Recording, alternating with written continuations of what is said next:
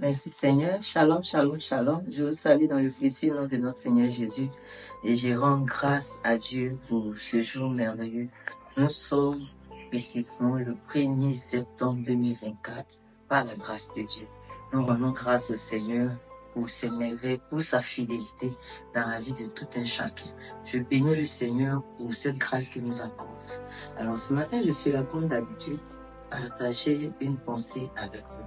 Et j'ai trouvé dans Romains 12, le verset 2 qui dit « Ne vous conformez pas au siècle présent, mais soyez transformés par le renouvellement de votre intelligence, ce qui est bon et agréable. » Certainement que tu connais bien ce verset, mais ce matin, j'aimerais parler de quelque chose.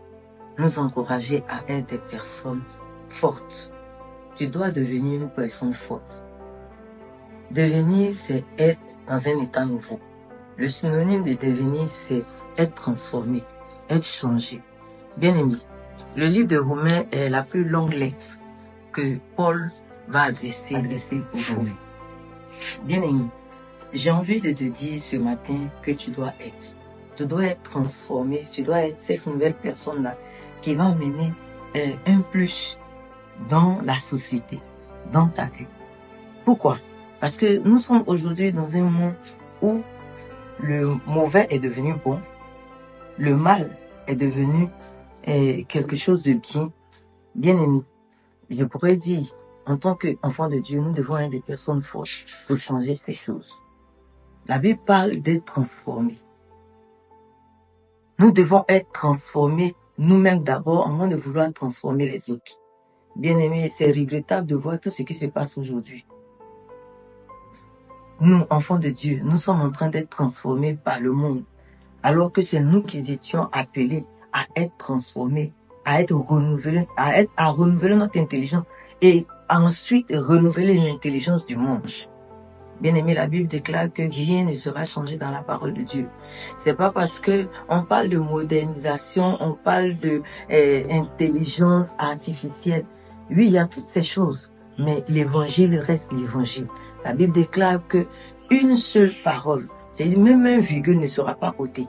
Donc pourquoi nous ne voulons pas changer dans le bien, nous voulons changer dans le mal, prendre ce qui est du monde, amener dans la maison de Dieu et que on peut vouloir qu'on accepte cela. Bien aimé, devenez des personnes fortes en annonçant l'évangile vrai, en disant aux gens que Jésus revient. L'évangile, c'est Christ mort et ressuscité.